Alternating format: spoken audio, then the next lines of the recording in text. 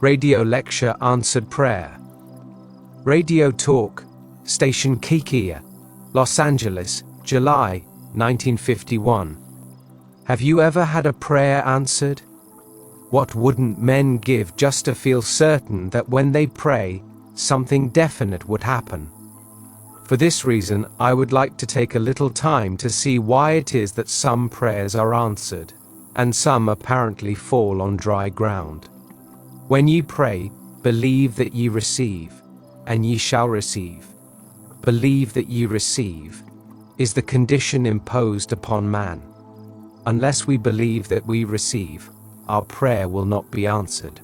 A prayer, granted, implies that something is done in consequence of the prayer which otherwise would not have been done. Therefore, the one who prays is the spring of action, the directing mind, and the one who grants the prayer. Such responsibility man refuses to assume, for responsibility, it seems, is mankind's invisible nightmare. The whole natural world is built on law, yet, between prayer and its answer, we see no such relation. We feel that God may answer or ignore our prayer, that our prayer may hit the mark or may miss it. The mind is still unwilling to admit that God subjects himself to his own laws. How many people believe that there is, between prayer and its answer, a relation of cause and effect? Let us take a look at the means employed to heal the 10 lepers, as related in the 17th chapter of the Gospel of St. Luke. The thing that strikes us in this story is the method that was used to raise their faith to the needful intensity. We are told that the 10 lepers appealed to Jesus to have mercy on them, that is, to heal them. Jesus ordered them to go and show themselves to the priests, and as they went, they were cleansed. The Mosaic law demanded that when a leper recovered from his disease, he must show himself to the priest, to obtain a certificate of restored health. Jesus imposed a test upon the lepers' faith, and supplied a means by which their faith could be raised to its full potency. If the lepers refused to go, they had no faith, and therefore could not be healed. But, if they obeyed him, the full realization of what their journey implied would break upon their minds as they went, and this dynamic thought would heal them. So we read, as they went, they were cleansed. You, no doubt, often have heard the words of that inspiring old hymn, "Oh, what peace we often forfeit, oh, what needless pain we bear, all because we do not carry everything to God in prayer." I myself came to this conviction through experience, being led to brood upon the nature of prayer. I believe in the practice and philosophy of what men call prayer, but not everything that receives that name is really prayer. Prayer is the elevation of the mind to that which we seek. The very first word of correction is always arise. Always lift the mind to that which we seek. This is easily done by assuming the feeling of the wish fulfilled. How would you feel if your prayer were answered?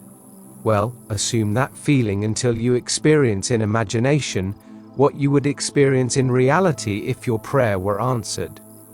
Prayer means getting into action mentally. It means holding the attention upon the idea of the wish fulfilled until it fills the mind and crowds all other ideas out of the consciousness. This statement, that prayer means getting into action mentally and holding the attention upon the idea of the wish fulfilled until it fills the mind and crowds all other ideas out of the consciousness, does not mean that prayer is a mental effort, an act of will. On the contrary, prayer is to be contrasted with an act of will. Prayer is a surrender. It means abandoning oneself to the feeling of the wish fulfilled. If prayer brings no response, there is something wrong with the prayer, and the fault lies generally in too much effort. Serious confusion arises insofar as men identify the state of prayer with an act of will, instead of contrasting it with an act of will. The sovereign rule is to make no effort, and if this is observed, you will intuitively fall into the right attitude. Creativeness is not an act of will, but a deeper receptiveness, a keener susceptibility. The acceptance of the end, the acceptance of the answered prayer, finds the means for its realization. Feel yourself into the state of the answered prayer until the state fills the mind and crowds all other states out of your consciousness. What we must work for is not the development of the will, but the education of the imagination and the steadying of attention. Prayer succeeds by avoiding conflict. Prayer is, above all things, easy. Its greatest enemy is effort. The mighty surrenders itself fully only to that which is most gentle. The wealth of heaven may not be seized by a strong will, but surrenders itself, a free gift, to the God-spent moment. Along the lines of least resistance travel spiritual as well as physical forces. We must act on the assumption that we already possess that which we desire, for all that we desire is already present within us. It only waits to be claimed. That it must be claimed is a necessary condition by which we realize our desires. Our prayers are answered if we assume the feeling of the wish fulfilled and continue in that assumption. One of the loveliest examples of an answered prayer I witnessed in my own living room. A very charming lady from out of town came to see me concerning prayer. As she had no one with whom to leave her 8-year-old son, she brought him with her the time of our interview. Seemingly, he was engrossed in playing with the toy truck, but at the end of the interview with his mother, he said, "Mr. Neville, I know how to pray now.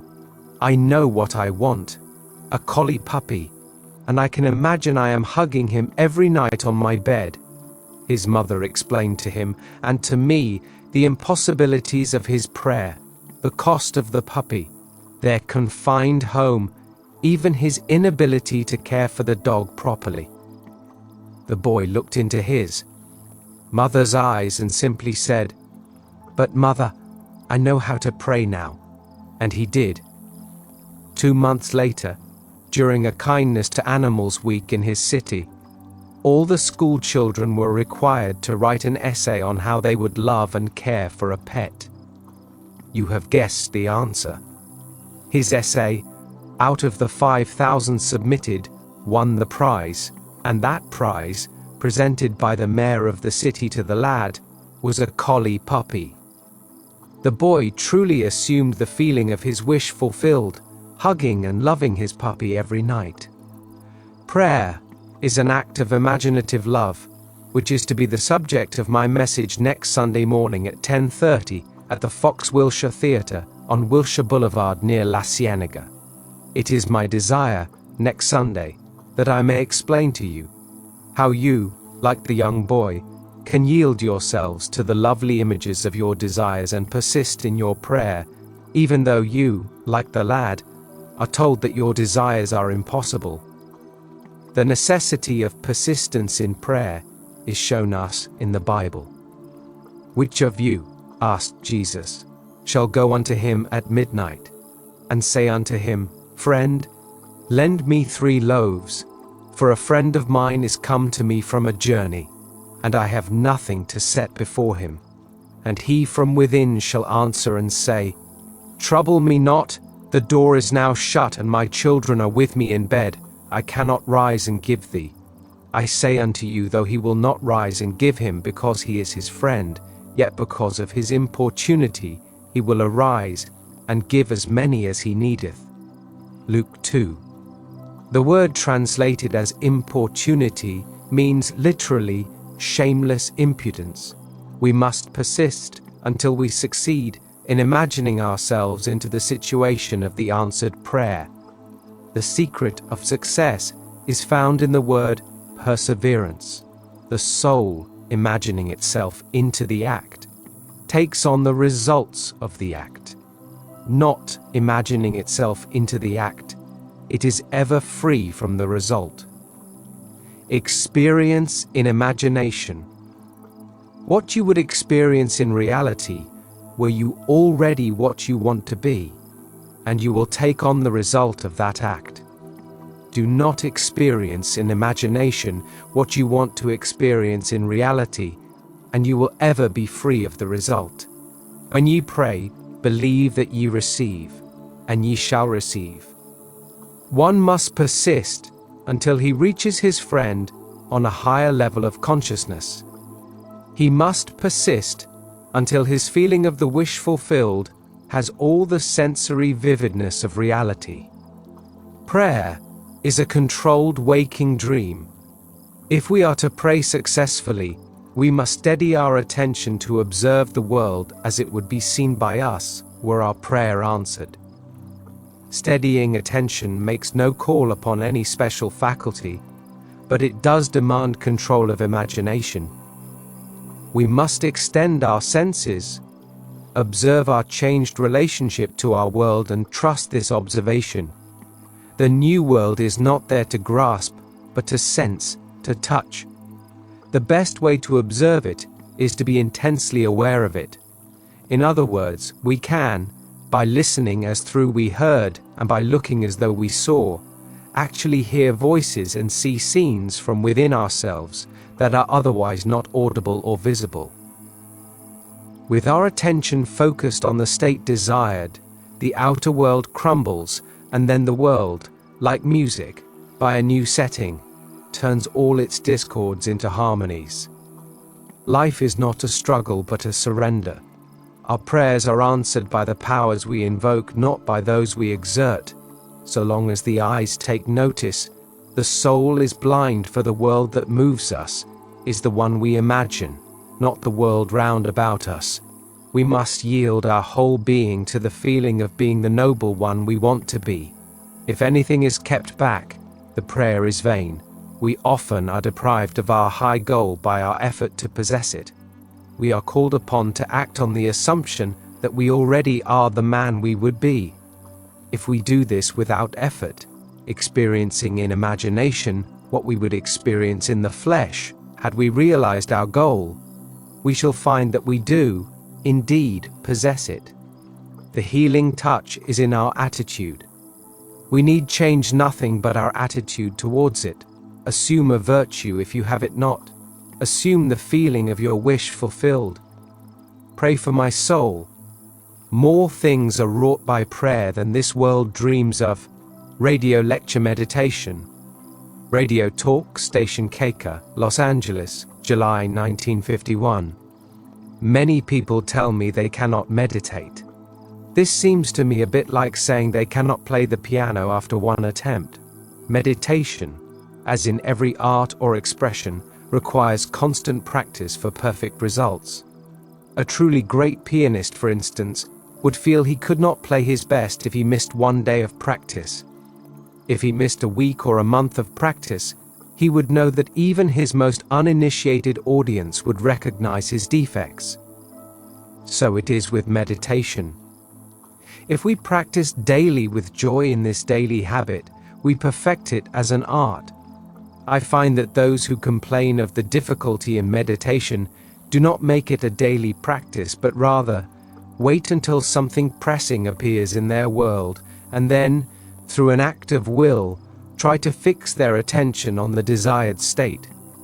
But they do not know that meditation is the education of the will, for when will and imagination are in conflict, imagination invariably wins.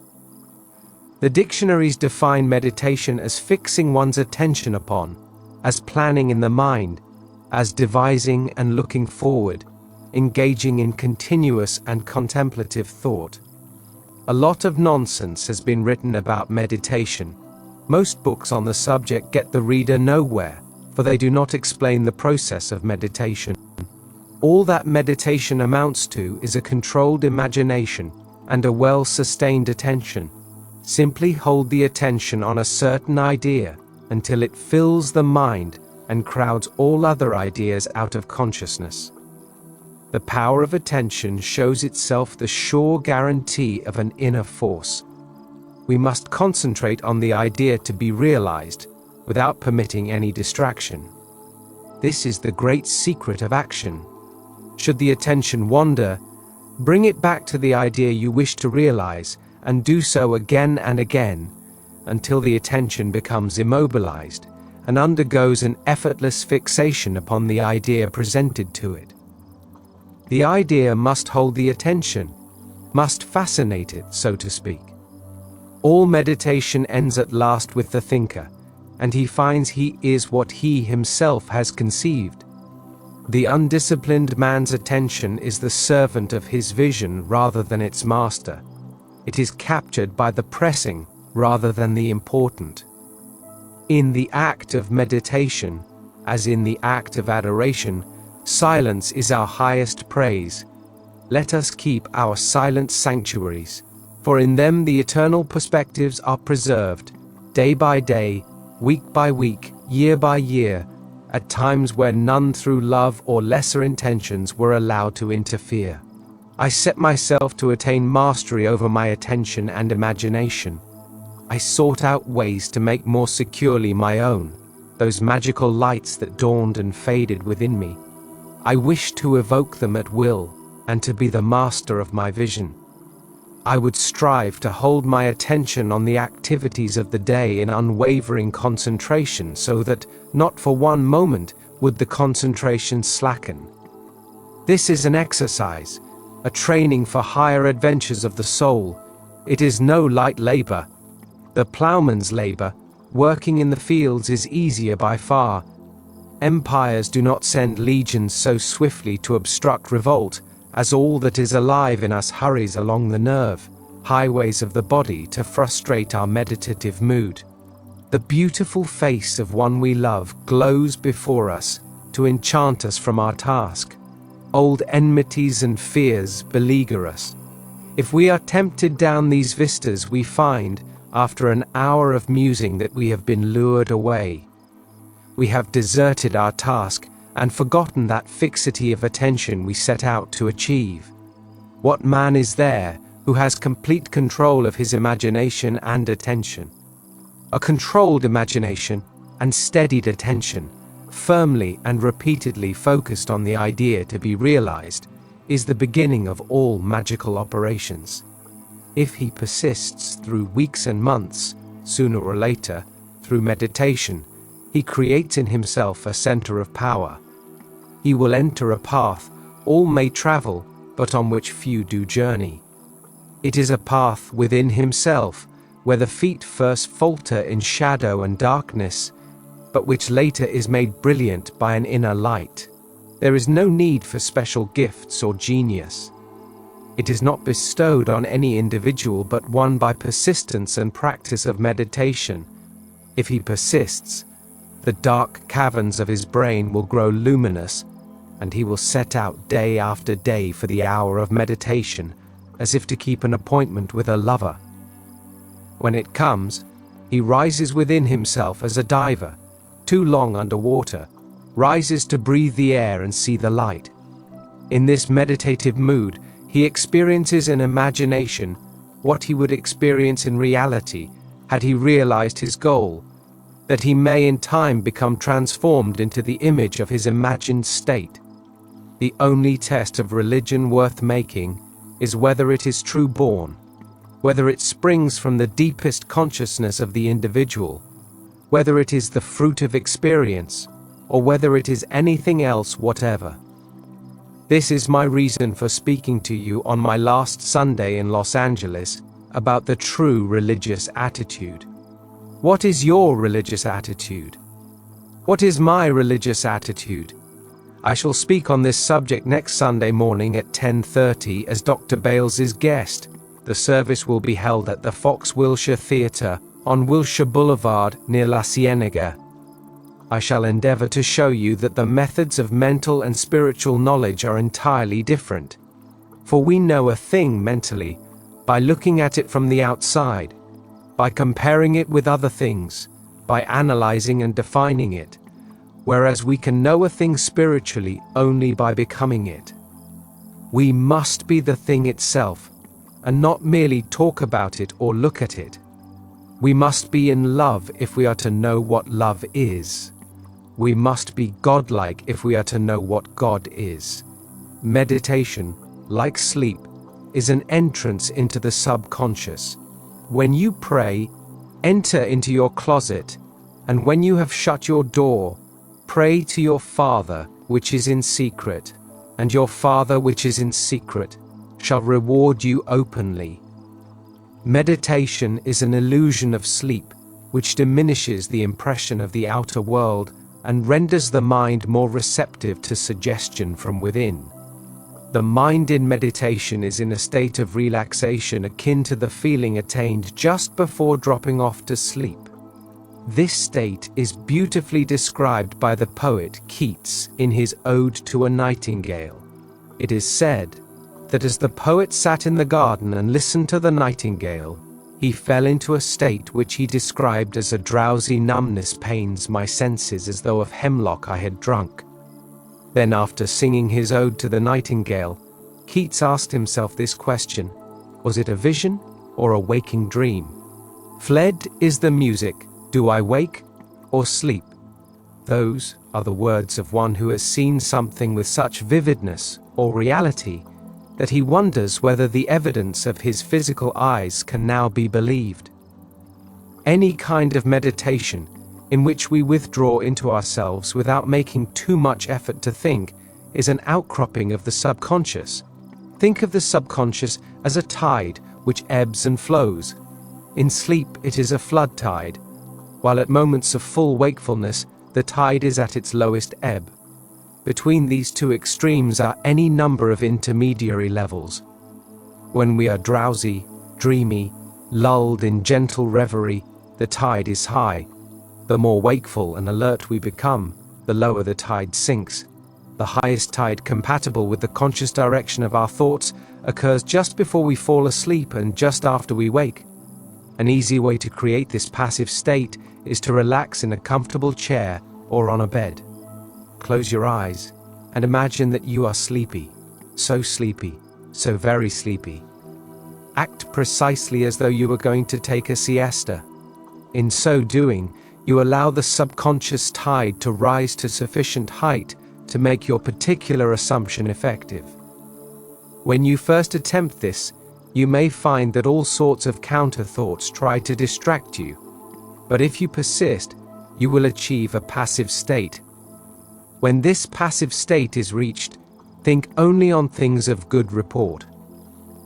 Imagine that you are now expressing your highest ideal, not how you will express it, but simply feel, here and now, that you are the noble one you desire to be. You are it now. Call your high ideal into being by imagining and feeling you are it now. I think all happiness depends on the energy to assume the feeling of the wish fulfilled, to assume the mask of some other more perfect life. If we cannot imagine ourselves different from what we are, and try to assume that second, more desirable self, we cannot impose a discipline upon ourselves, though we may accept discipline from others. Meditation is an activity of the soul. It is an active virtue, and an active virtue, as distinguished from passive acceptance of a code, is theatrical. It is dramatic. It is the wearing of a mask. As your goal is accepted, you become totally indifferent to possible failure, for acceptance of the end wills the means to the end. When you emerge from the moment of meditation, it is as though you were shown the happy end of a play in which you are the principal actor. Having witnessed the end in your meditation, regardless of any anticlimactic state you encounter, you remain calm and secure in the knowledge that the end has been perfectly defined. Creation is finished, and what we call creativeness is really only a deeper receptiveness or keener susceptibility on our part. And this receptiveness is not by might, nor by power, but by my spirit, saith the Lord of hosts. Through meditation, we awaken within ourselves a center of light, which will be to us a pillar of cloud by day and a pillar of fire by night. Radio lecture The Law of Assumption. Radio Talk Station Keika, Los Angeles, July 1951.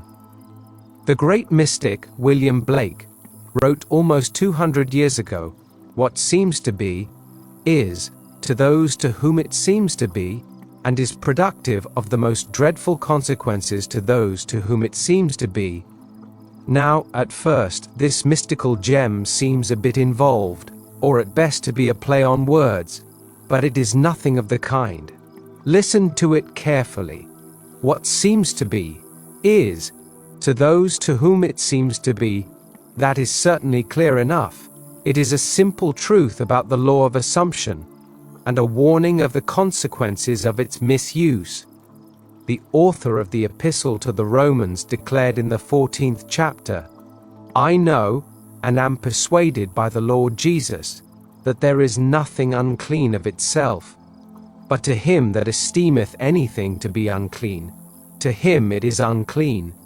We see by this that it is not superior insight, but purblindness, that reads into the greatness of men some littleness with which it chances to be familiar, for what seems to be, is, to those to whom it seems to be.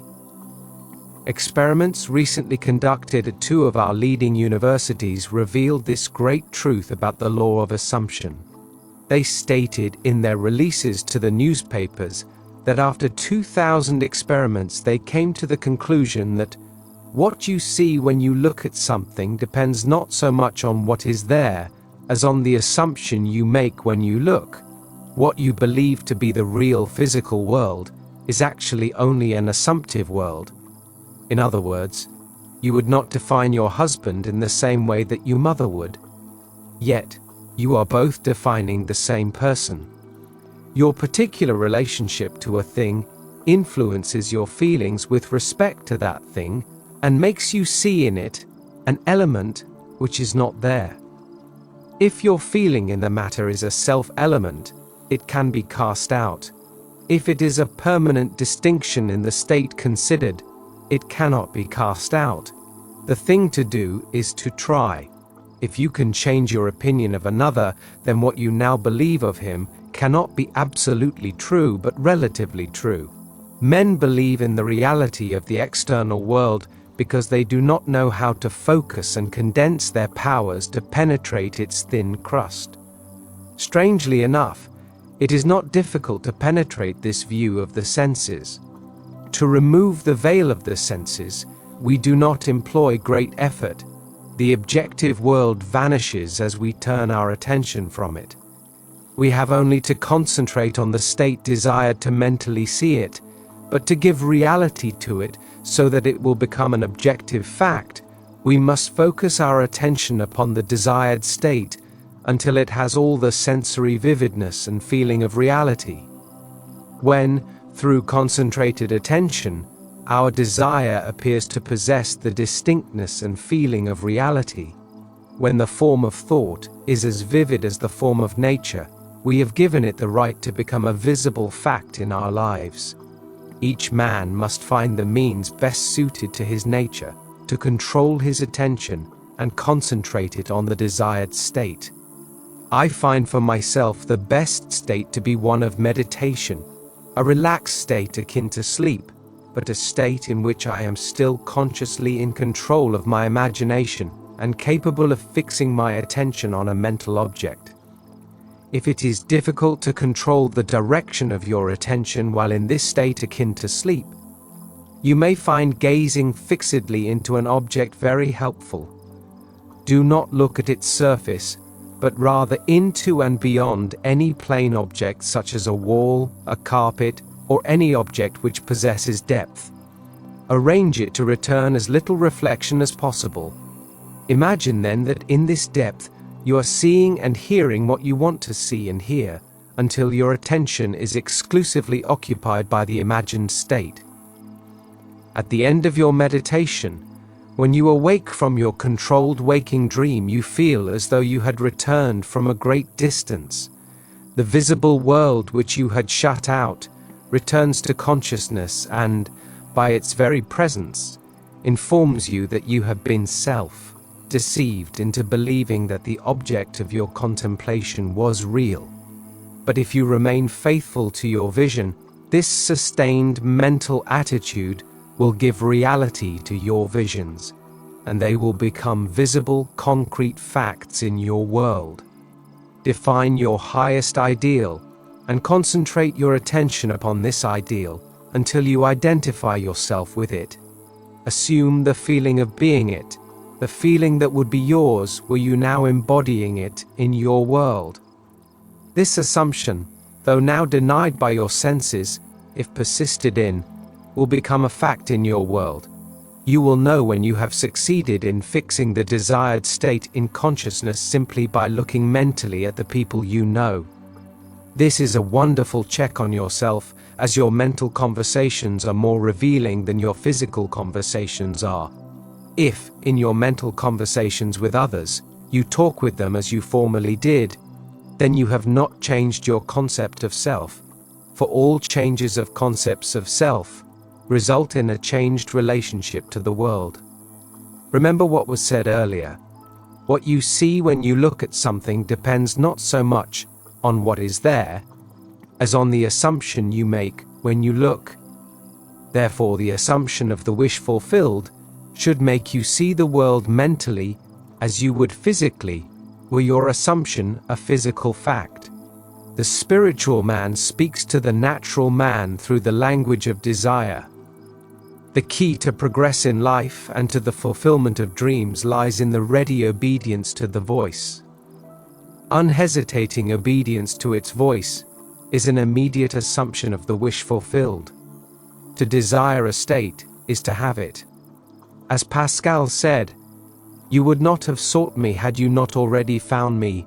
Man, by assuming the feeling of the wish fulfilled, and then living and acting on this conviction, changes his future in harmony with his assumption. To change his future is the inalienable right of freedom for loving individuals. There would be no progress in the world were it not for the divine discontent in man, which urges him on to higher and higher levels of consciousness. I have chosen this subject so close to the hearts of us all, changing your future, for my message next Sunday morning. I am to have the great joy of speaking for Dr. Bales while he is vacationing. The service will be held at 10:30 at the Fox Wilshire Theatre on Wilshire Boulevard, near La Cienega Boulevard. Since the right to change our future is our birthright as sons of God, let us accept its challenge and learn just how to do it. Again today, speaking of changing your future, I wish to stress the importance of a real transformation of self, not merely a slight alteration of circumstances, which, in a matter of moments, will permit us to slip back into the old dissatisfied man. In your meditation, allow others to see you as they would see you were this new concept of self a concrete fact. You always seem to others the embodiment of the ideal you inspire. Therefore, in meditation, when you contemplate others, you must be seen by them mentally as you would be seen by them physically, were your conception of yourself an objective fact. That is, in meditation, you imagine that they see you expressing this nobler man you desire to be. If you assume that you are what you want to be, your desire is fulfilled, and, in fulfillment, all longing to be is neutralized. This, also, is an excellent check on yourself as to whether or not you have actually succeeded in changing self. You cannot continue desiring what has been realized. Rather, you are in a mood to give thanks for a gift received. Your desire is not something you labor to fulfill. It is recognizing something you already possess. It is assuming the feeling of being that which you desire to be. Believing and being are one. The conceiver and his conception are one. Therefore, that which you conceive yourself to be can never be so far off as even to be near, for nearness implies separation. If thou canst believe, all things are possible to him that believeth. Faith is the substance of things hoped for, the evidence of things not yet seen. If you assume that you are that finer, nobler one you wish to be, you will see others as they are related to your high assumption. All enlightened men wish for the good of others. If it is the good of another you seek, you must use the same controlled contemplation. In meditation, you must represent the other to yourself as already being or having the greatness you desire for him. As for yourself, your desire for another must be an intense one. It is through desire that you rise above your present sphere, and the road from longing to fulfillment is shortened as you experience in imagination all that you would experience in the flesh were you, or your friend, the embodiment of the desire you have for yourself or him. Experience has taught me that this is the perfect way to achieve my great goals for others as well as for myself. However, my own failures would convict me, were I to imply that I have completely mastered the control of my attention.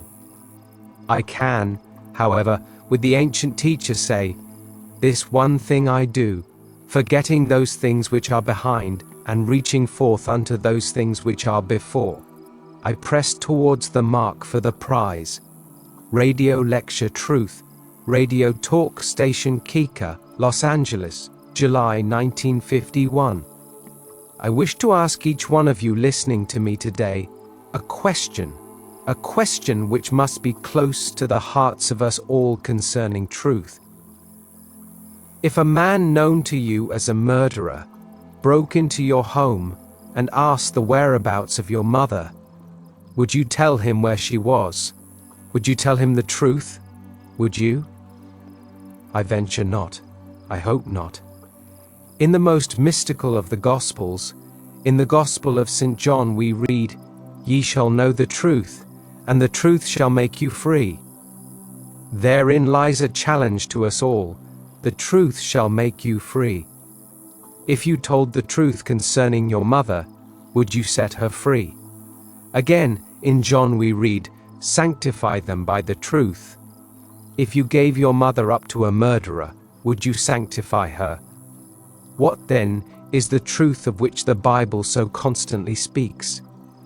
The truth of the Bible is always coupled with love.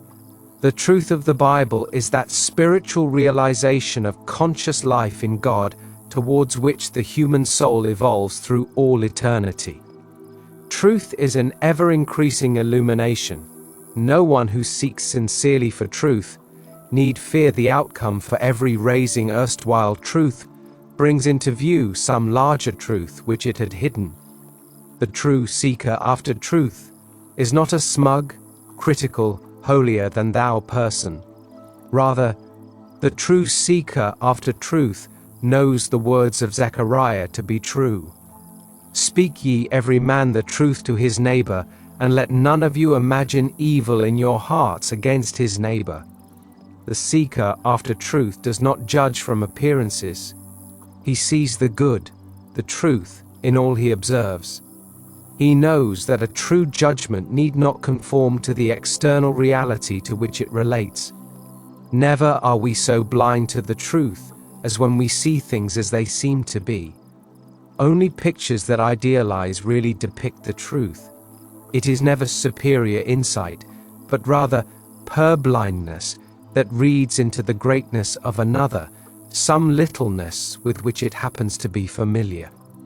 We all know at least one petty gossip who not only imagines evil against his neighbor, but also insists upon spreading that evil far and wide. His cruel accusations are always accompanied by the statement, "It's a fact," or "I know it's the truth." How far from the truth he is. Even if it were the truth as he knows the truth, it is better not to voice it, for a truth told with bad intent beats all the lies you can invent. Such a man is not a seeker after the truth as revealed in the Bible. He seeks not truth so much as support for his own point of view. By his prejudices, he opens a door by which his enemies enter and make their own the secret places of his heart. Let us seek sincerely for the truth. As Robert Browning expresses it, "Truth is within ourselves. It take no rise from outward things, whate'er you may believe. There is an immortal center in us all, where truth abides in fullness. The truth that is within us is governed by imaginative love. Knowing this great truth, We can no longer imagine evil against any neighbor. We will imagine the best of our neighbor.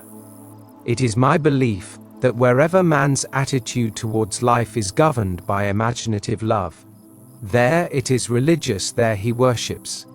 There he perceives the truth. I am going to speak on this subject next Sunday morning, when my title will be Imaginative Love. At that time, I am to have the pleasure and the privilege of taking Dr. Frederick Bales's service at the Fox Wilshire Theatre on Wilshire Boulevard near La Cienega.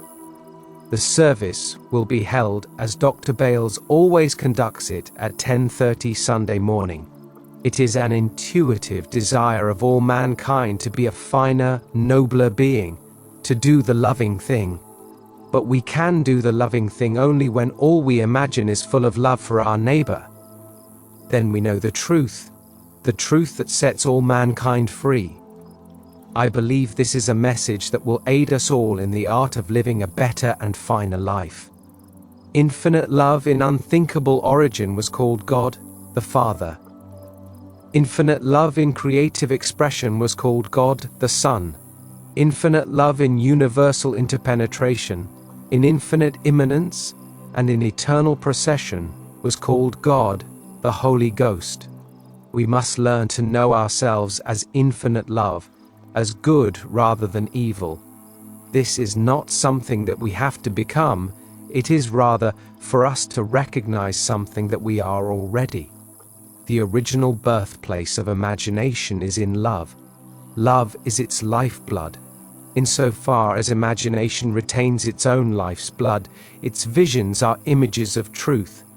Then, it mirrors the living identity of the thing it beholds.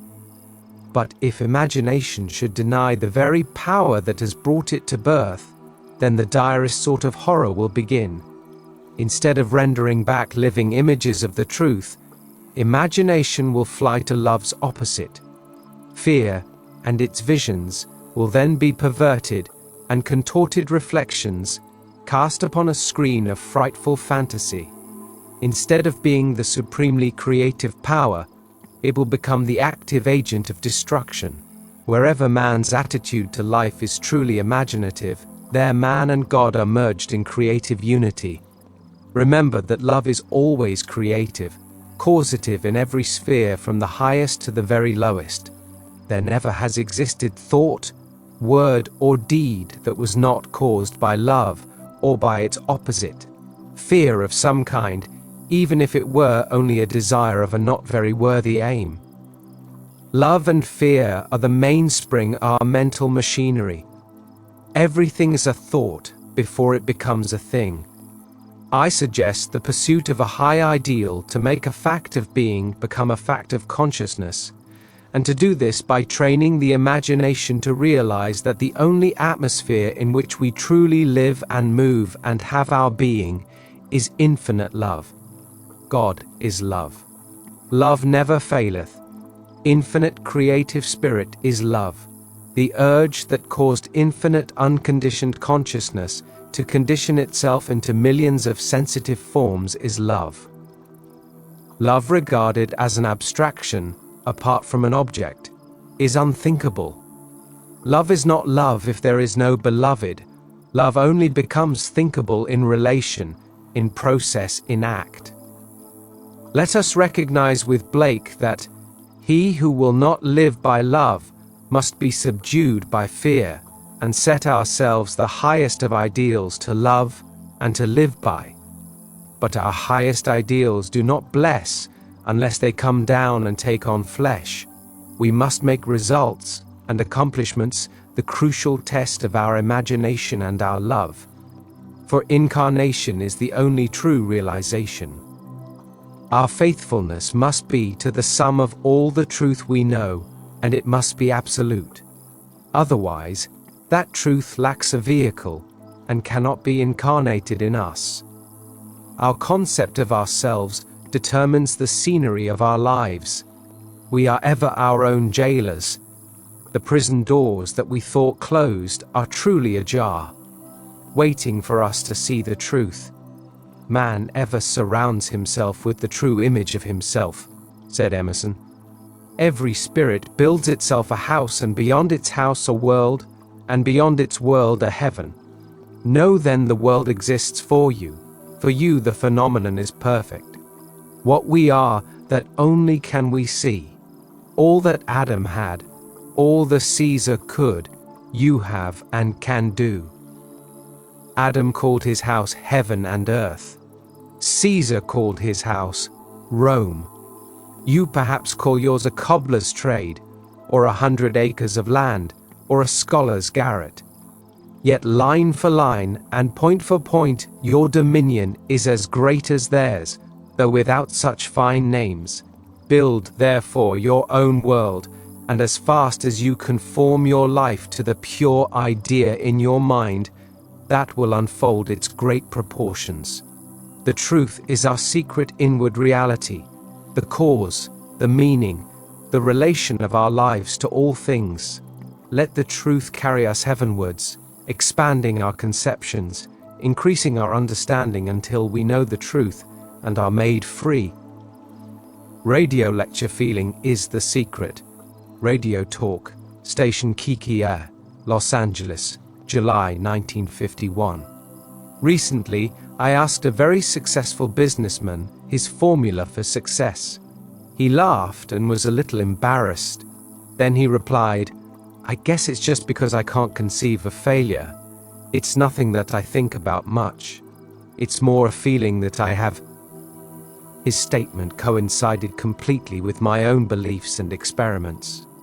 We can think about something forever and never see it in our world, but once let us feel its reality, and we are bound to encounter it. The more intensely we feel, the sooner we will encounter it. We all regard feelings far too much as effects and not sufficiently as causes of the events of the day. Feeling is not only the result of our conditions of life, it is also the creator of those conditions. We say we are happy because we are well, not realizing that the process will work equally well in the reverse direction. We are well because we are happy. We are all far too undisciplined in our feelings.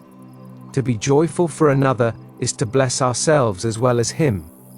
To be angry with another is to punish ourselves for his fault. The distressed mind stays at home, though the body travels to the ends of the earth, while the happy mind travels, though the body remains at home. Feeling is the secret of successful prayer. For in prayer, we feel ourselves into the situation of the answered prayer, and then we live and act upon that conviction. Feeling after him, as the Bible suggests, is a gradual unfolding of the soul's hidden capacities. Feeling yields in importance to no other.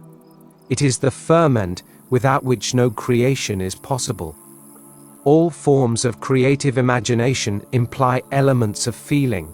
All emotional dispositions, whatever may influence the creative imagination. Feeling after him has no finality. It is an acquisition, increasing in proportion to receptivity, which has not and never will have finality. An idea which is only an idea produces nothing and does nothing. It acts only if it is felt, if it is accompanied by effective feeling.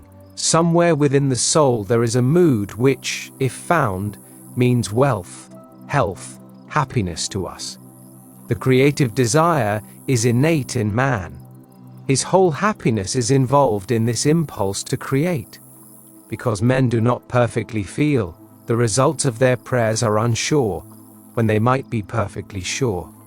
We read in Proverbs, "A merry heart doeth good like a medicine, but a broken spirit drieth the bones. Orchestral hearts burn in the oil of the lamp of the king." The spirit sings unto the Lord a new song. All true prayer wears a glad countenance. The good are anointed with the oil of gladness above their fellows. Let us then watch our feelings, our reactions to the day's events, and let us guard our feelings even more zealously in the act of prayer, for prayer is the true creative state. Dignity indicates that man hears the greater music of life, and moves to the tempo of its deeper meaning. If we did nothing but imagine and feel the lovely, the world's reform would, at once, be accomplished. Many of the stories of the Bible deal exclusively with the power of imagination and feeling. Feeling after him is the cry of the truth seeker. Only imagination and feeling can restore the Eden from which experience has driven us. Feeling and imagination are the senses by which we perceive the beyond. Where knowledge ends, they begin. Every noble feeling of man is the opening for him of some door to the divine world. Let us measure men, not by the height of their cities, but by the magnificence of their imaginations and feelings. Let us turn our thought up to heaven and mix our imagination with the angels. The world that moves us is the one we imagine, not the world that surrounds us. In the imagination lie the unexplored continents and man's great future adventure. This consciousness of non-finality in feeling after God has been the experience of all earnest Godward feelers. They realize that their conception of the infinite has constantly deepened and expanded with experience. Those who endeavor to think out the meaning of the experience and to coordinate it with the rest of our knowledge are the philosophic mystics, those who try to develop the faculty in themselves and to deepen the experience are the practical or experimental mystics. Some, and among them the greatest, have tried to do both. Religion begins in subjective experience. Religion is what a man does with his solitude, for in solitude we are compelled to subjective experience.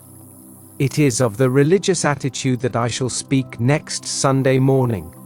This will be the last Sunday morning I shall take the service for Dr. Bales this season.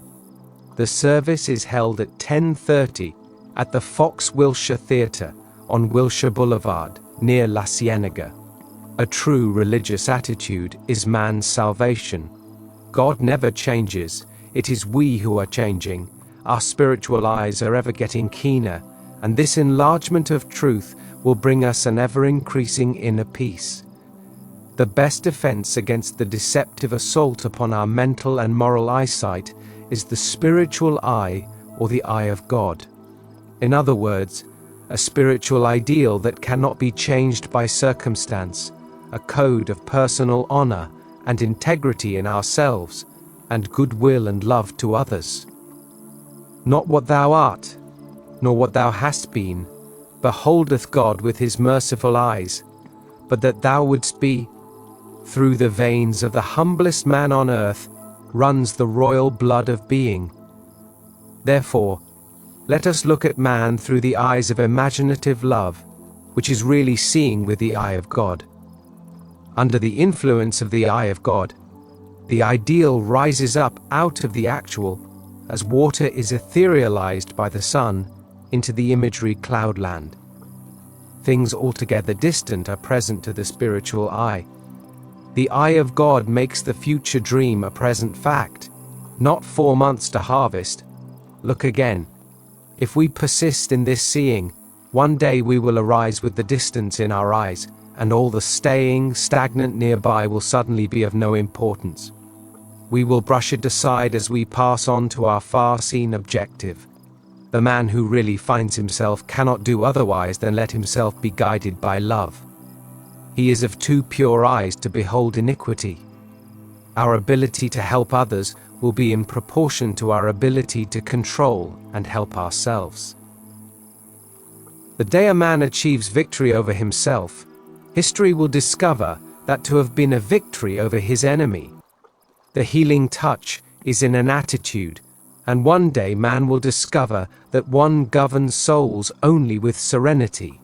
The mighty surrenders itself fully only to the most gentle. Recognizing the power of feeling, let us pay strict attention to our moods and attitudes. Every stage of man's progress is made through the exercise of his imagination and feeling. By creating an ideal within our mental sphere, we can feel ourselves into this ideal image till we become one and the same with it. absorbing its qualities into the very core of our being. The solitary or captive can, by the intensity of his imagination and feeling, affect myriads, so that he can act through many men and speak through many voices. Extend your feelers, trust your touch, participate in all flights of your imaginations, and be not afraid of your own sensitivities. The best way to feel another's good is to be more intensely aware of it. Be like my friend, and have more of a feeling for the health, the wealth, the happiness you desire.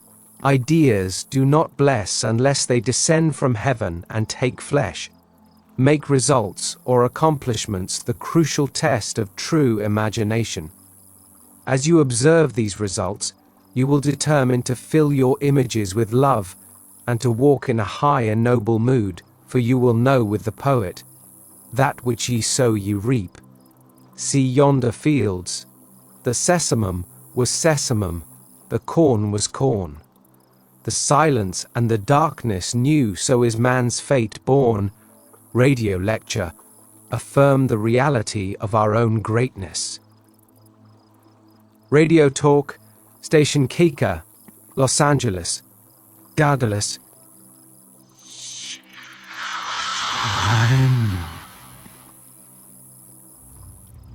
Creation of a new way of life. We must begin at the beginning, with our own individual regeneration. The formation of organizations, political bodies, religious bodies, social bodies is not enough. The trouble we see goes deeper than we perceive. The essential revolution must happen within ourselves. Everything depends on our attitude towards ourself. That which we will not affirm within ourselves can never develop in our world. This is the religion by which we live, for religion begins in subjective experience. Like charity, it begins at home. Be ye transformed by the renewing of your mind is the ancient formula, and there is no other. Everything depends upon man's attitude toward himself. That which he cannot or will not claim as true of himself can never evolve in his world. Man is constantly looking about his world and asking, "What's to be done? What will happen?" when he should ask himself, "Who am I? What is my concept of myself?"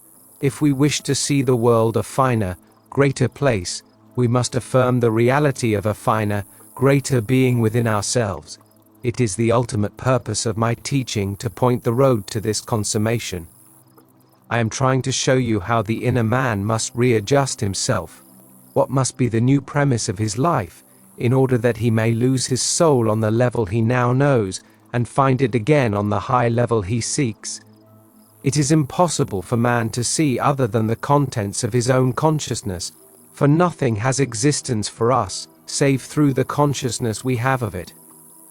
The ideal man is always seeking a new incarnation, but unless we, ourselves, offer him human parentage, he is incapable of birth.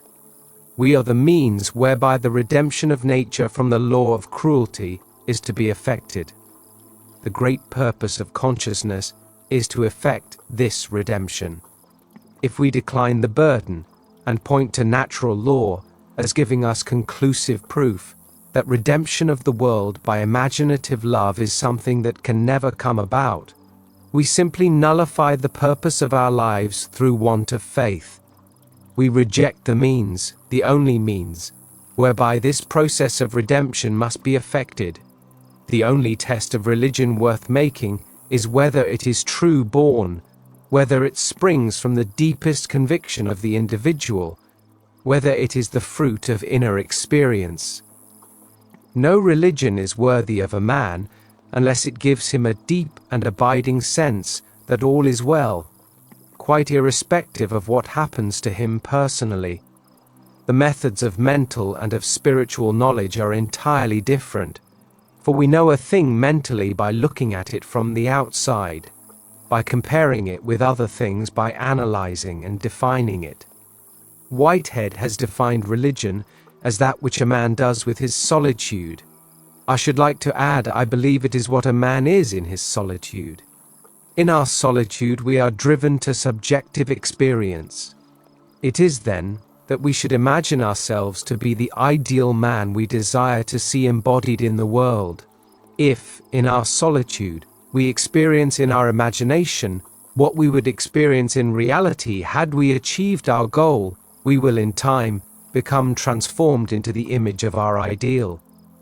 Be renewed in the spirit of your mind. Put on the new man, speak every man truth with his neighbor. The process of making a fact of being a fact of consciousness is by the renewing of our mind. We are told to change our thinking. But we can't change our thought unless we change our ideas. Our thoughts are the natural outpouring of our ideas, and our innermost ideas are the man himself. The end of longing is always to be, not to do. Be still and know I am that which I desire. Strive always after being. External reforms are useless if your heart is not reformed. Heaven is entered not by curbing our passions, but rather by cultivating our virtues. An old idea is not fitly forgotten. It is crowded out by new ideas. It disappears when a wholly new and absorbing idea occupies our attention. Old habits of thinking and feeling, like dead oak leaves, hang on till they are pushed off by new ones. Creativeness is basically a deeper receptiveness, a keener susceptibility. The future dream must become a present fact in the mind of anyone who would alter his life. Every great outpicturing is preceded by a period of profound absorption.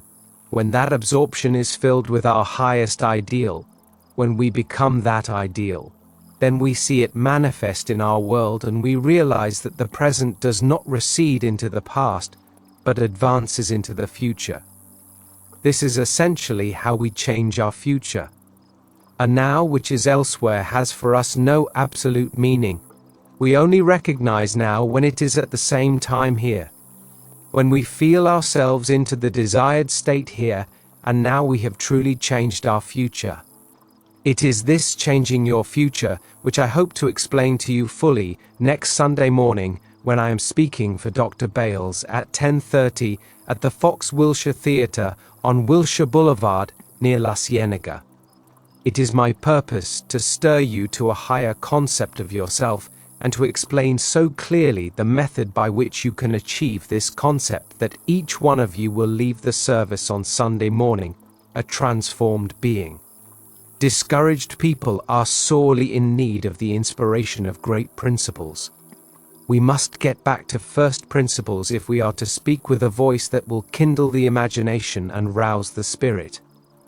Again, I must repeat, in the creation of a new way of life, we must begin at the very beginning with our own individual regeneration.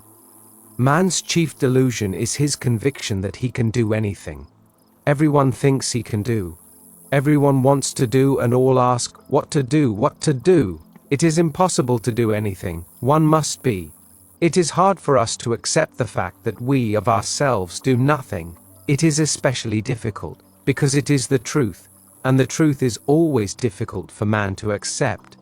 But actually nobody can do anything. Everything happens, all that befalls man, all that is done by him, all that comes from him, all this happens, and it happens in exactly the same way that rain falls as a result of a change in the temperature in the higher regions of the atmosphere. This is a challenge to us all. What concept are we holding of ourselves in the higher regions of our soul? Everything depends upon man's attitude towards himself.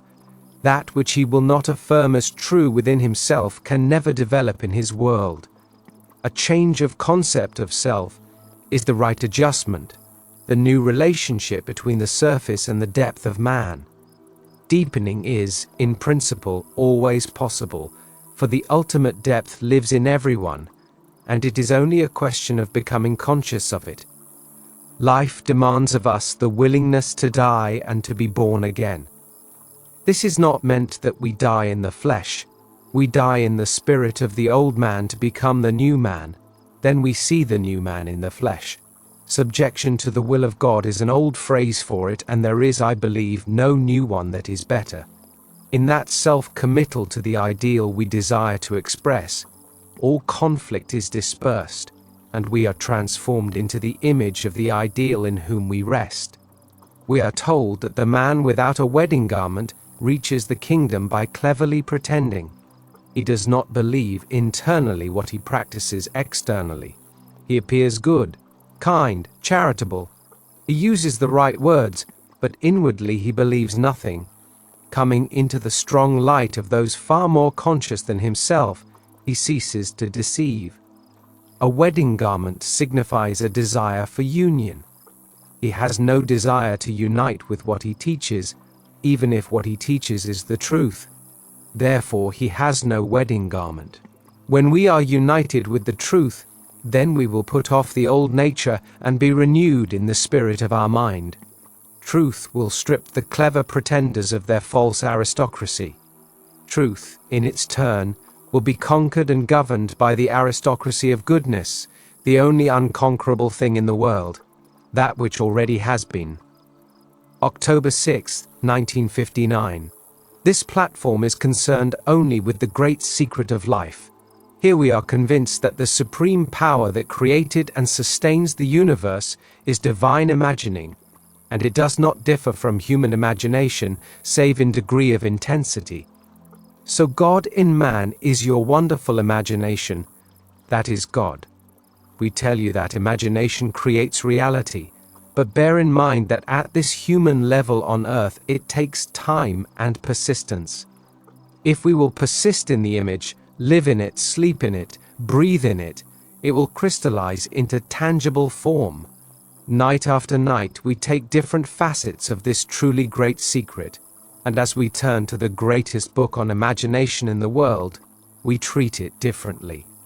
So, as we turn to it, bear in mind that the Bible is addressed to the imagination, not to the man of sense, or the man of reason, the one that is lost or dead or sound asleep. We will take a simple little verse and show you why it is not addressed to the natural man. Ecclesiastes 3:15. That which is, already has been, that which is to be, already has been, and God seeks what has been driven away. The natural man cannot grasp that, for to him reality is based only on the evidence of the senses. The man of reason could justify the verse's end, saying if it has any meaning, then the writer must mean recurrence.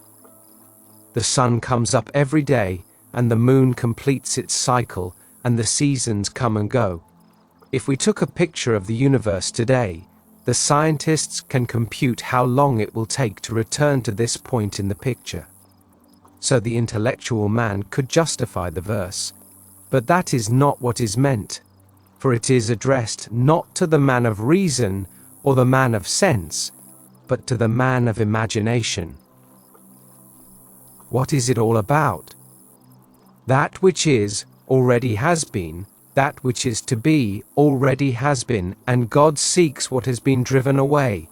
We are told that he made generic man, male, female, in his own image, and called them man. Then we are told that this man was driven out, and the priesthoods tell us he was driven out because of some original sin. I send my child to school to prepare her for living in the world, not to punish her, but to do it, I must send her out. In Barbados, we have a good school system, though not beyond high school, and when I was a boy there, I would see these children arriving from the other islands at the beginning of the school year with their new clothes and their new books. They thought it was exciting, not knowing what it was all about.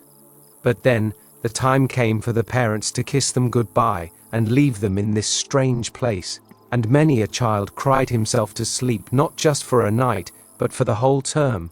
Such was their homesickness and loneliness. But the parents did it in love, and left them there.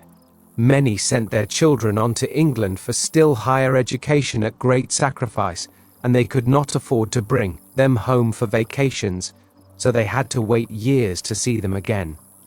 But they did it in love, and only love. An infinite being of love did the same thing to us.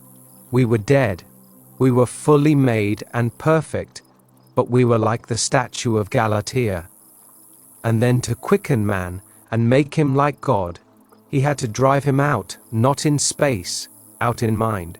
So God became man, the thing that was dead. And to do it, he had to lower himself to this level, which in comparison to the higher states would be called dead.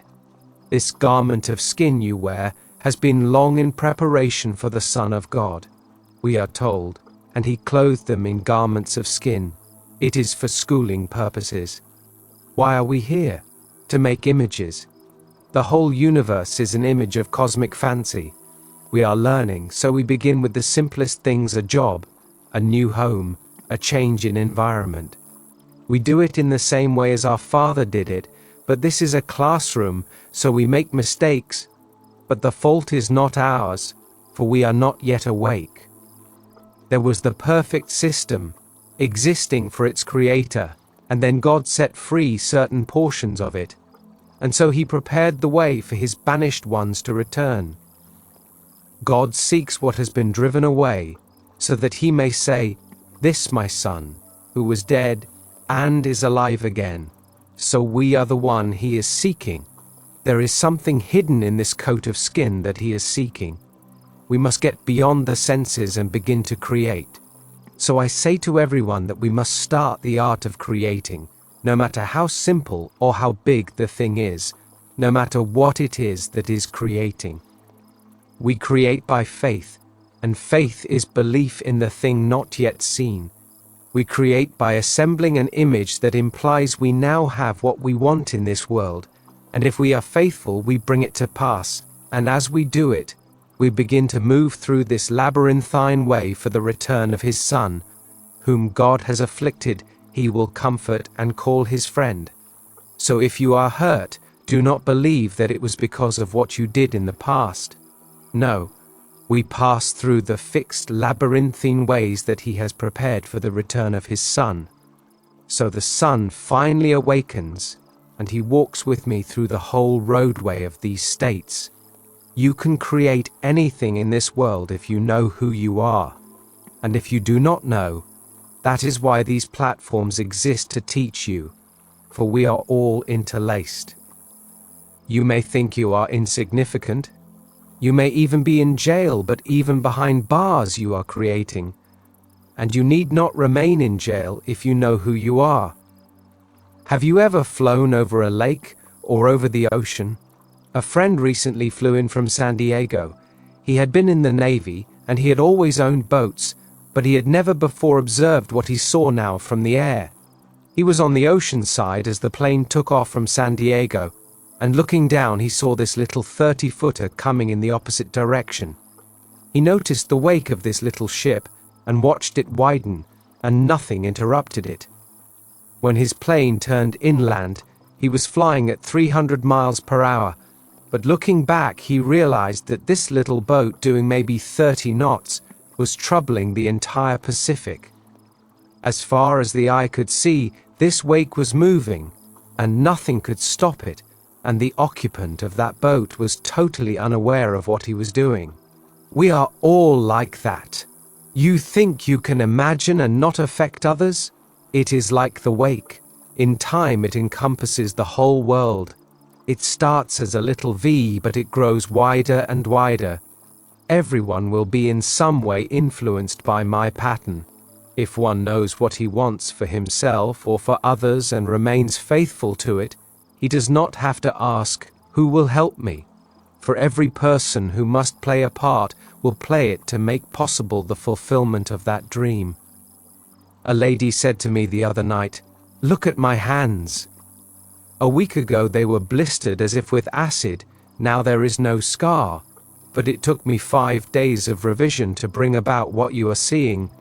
For unnumbered days prior to this, nothing happened, but 5 days of revision brought this about. She produced in her own body this change." This seems stupidity to the rational man. To the Greek it is foolishness, and to the Jew a stumbling block. It means that the man of reason cannot comprehend it. He cannot believe that one can create by imagination. The way is prepared for you, for there are unnumbered states, and we can create states to deliver others and pull them out of those into which they have fallen. We are here on the earth, as in a great schoolroom. We were not sent here to be punished, but to learn to become creators like our Father. There is no original sin, for God made the decision to send me to school. In fact, I was dead. I existed only for God, the creator of the perfect system, and then came the decision to subject me to this schoolroom in the hope I would be set free in the glorious liberty of the sons of God. Given the choice, what child would go to school? But loving the child, the parents subject it to that training. How many years are taken from children's lives and given to learning? It is the same with us, only it is a vaster school. So let no one tell you that you did anything wrong in being born. These coats of skin were prepared for us, for they help man the invisible reality to become conscious. And then some certain teachers sent by God tell them of the only value in the world, and that is to awake.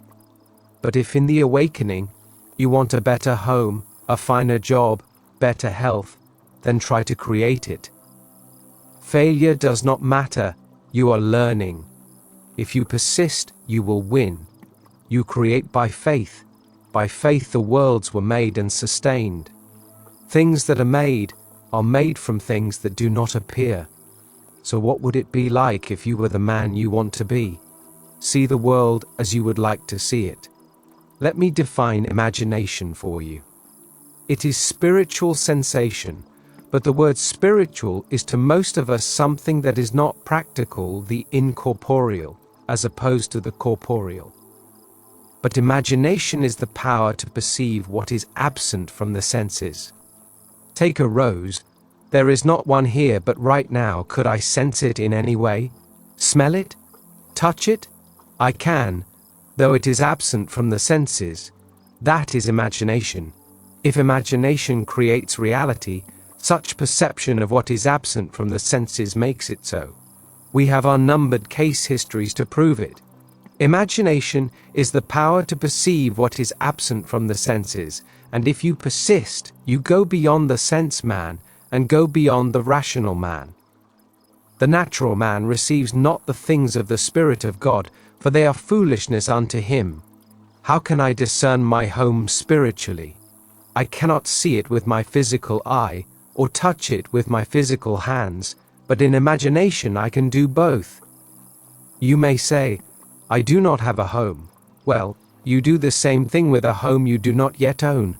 Do it with funds you do not now possess. Nothing has quite the same smell as money, or the same sound. If it is money you want, use every sense to make it real. But do not say, I perceive it because I know it is there. To exercise the imagination, you see something that is not yet there. Then we get beyond the natural man. Like the lady who in 5 days brought about a complete transformation in her hands. Everyone is here for image making and to learn lessons. And the being who sent you here came with you, and he has never left you. He became you and lit you with himself. As he lit man, he awoke through the passage prepared for him into this schoolroom called earth. And then, as he is lifted up, he is embraced and given the ring and the fatted calf. For this is my son who was dead, and now lives again. For the first state was death, and then comes the quickening of this state. He was lost, and now he is found again. That which is already has been, that which is to be already has been, and God seeks that which was driven away. So he drives him out by taking him out of mind. He is seeking Jacob in the Old Testament, and in the New Testament, Jesus. For when he finds him, he is Jesus. As he finds him, his is the reality of being, which is Jesus. He will find him in every being in the world. When this begins to awaken in you, the old form cannot contain it any more than new wine can be contained in old bottles. You cannot take this new wine of truth and confine it to the old dogma, it will blow it apart. So it has to take a new form as the Spirit begins to awaken within one. So make your image, and ask no one to help you. For like the wake of the ship, it will change the whole world, if it is necessary to the fulfillment of your drama. Everything in the Pacific had to encounter that wake. Nothing could stop it. You are the Ark of God, and what you are imagining is influencing all the others who are also imagining. So imagination changes things. Do not base it on facts. Truth as we see it is not confined to facts, but depends only upon the intensity of imagination. Everyone can do it, but often reason will interfere.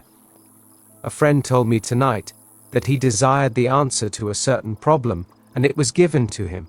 He said, "I prayed to the being within me. It was a financial picture, and he got the answer. But it seemed so stupid he did not apply it. Although he did share in it, it brought about everything that he desired. Reason interfered, and he did not put his money into a certain venture. Reason stands between the man of sense and the man of imagination." Have you read Prodigal Genius, The Life of Nikola Tesla? He said there was nothing that was not within the imagination. He conceived of alternating current, and when Edison told him it could not be done, he said, "But I see it, and I am stopping it and starting it." And when they brought his model into the factory, they did not change a bolt of it. A friend of mine, a violinist, cut an accurate model of something he had seen in his mind. It was a collapsible box, such as now used by department stores to hold dresses and such. He had it patented and sold his patent for $10,000. Not one person in this country has used that kind of box. Harry Webb got it in a vision. The manufacturer made millions. Harry did not labor for it. Reason was suspended, and this came through. Apply this principle to the little things of life, and let no one tell you it is too material. The same ones will ask you for whatever it is when you discard it. You are here in this schoolroom to create out of your imagination, and to do it by faith.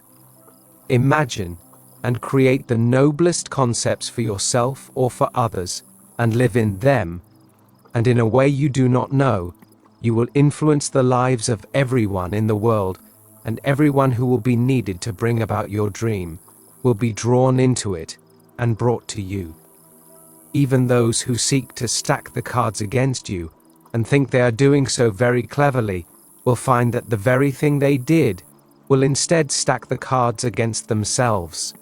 You are influencing everyone in this world when you are imagining.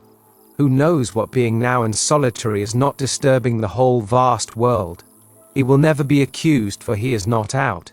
They can find approximate cause, but they cannot blame him, for he was in a cell.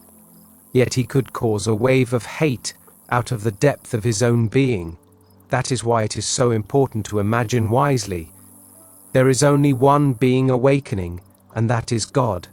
And we were put into this schoolroom in love, even though many a night, like the children, we cry. Loving fathers here have sent their unwilling children to school. A loving heavenly Father sent you here on earth. You apply it and use the greatest talent in the world, which is himself. That is imagination. I cannot begin to tell you the thrill that is in store for you as you begin to live by imagination. And then you can pass through all these states which were prepared for the return of his banished ones. Not a state, but has been fixed before he put his Son into the depth to rise. So, as he is the life of man, it is really God who is rising. So we deliver ourselves from states, and at the same time deliver others from the same state. No matter what a man has done, he is only in a state and can be lifted out. When we begin to awaken, we will begin to comfort and heal. For whom God afflicts, he did it for a sound end, and that was that he might awaken. This is my Son, who was dead, and now liveth. The most monstrous beast that ever walked the earth cannot be lost, for God is also present in him. If one could be lost, then God could be lost, for he became his Son that he might awaken that Son as God. So make your dream and live in it, and it will come true. We are told that as the sower sowed, the seed fell on 4 kinds of soil. The first is not prepared. It is the highway, and no seed took root. These are those who will not listen. Then you will find one who will take this teaching, but it falls on stony ground. They get something new, but there is no root. The first thing they say is, "Oh, it would have happened anyway." The third fell among the thorns and thistles. It grows deeper than the one on the rock, but they really believe that it is only with money they can get things, and so the teaching was choked by the thorns of their unbelief. Then there is the well-prepared ground, and it roots deeply and produces 50 and 100, being prepared for your education, and that it is all interwoven in the labyrinthine ways of your own mind. And then you learn to walk in the feeling of your wish fulfilled, and you can create states from this heavenly alphabet of God. And then we find how the entire Bible story is a true story as seen through the eyes of those who wrote it. It is the history of the soul of man, and someday you will know it is taking place in you, and then it moves rapidly, and you will understand the vision you did not understand before. Then you can say, "The whole book spoke of me." So speaking of the one that God is seeking, the one who was lost, who found him, God found him. You find it unfolding within you, and then you see that you cannot from now on use the old bottle or the old frame, for the vision differs, and you cannot put new cloth on old garments, or new wine in old bottles. And your friends tell you that if you do this you will have no listeners. But you must go blindly on, because you have been given the new wine. You see no one who is important, and you do not consider the wise or the foolish to be in supreme states. But you see them passing through these states into which we may all fall as we are being educated, as we move from the state of death to the divine liberty of the sons of God. So if you get a vision, do not let reason interfere, like my friend who lost $50,000 because he allowed reason to interfere and did not follow through on the answer that was given him. Reason divides the natural man of sense from the man of imagination. Blake says, "Those who restrain desire do so because theirs is weak enough to be restrained, and the restrainer or reason usurps its place and governs the unwilling. And being restrained, it by degrees becomes passive, till it is only the shadow of desire. If you desire the recovery of a friend, do not restrain it, for then reason will restrain it. Let no one tell you he is suffering because of the past. You are called on only to forgive him. You are not the judge. Let no one tell you that your Father punishes. He seems to, but it is for a purpose. I kill, I heal, I wound, I make alive, etc. Choose life, but there must be the contrary to awaken you. But we may choose from the tree of life, which is truth and error. So deliver anyone from the state into which he has fallen." Now, you see what the prophet meant. That which is, already has been. That which is to be, already has been. And God seeks what has been driven away, for the schoolroom is prepared for the awakening Son of God.